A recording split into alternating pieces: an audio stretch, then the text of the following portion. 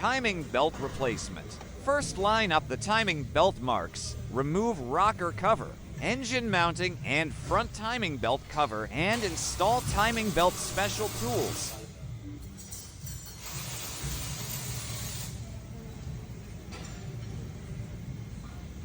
Second, remove timing belt tensioner bolts and remove timing belt.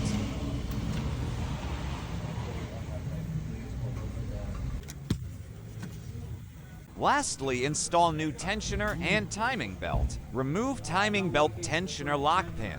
Timing belt special tools. Rotate to revolution the crankshaft pulley and check that all marks are line up.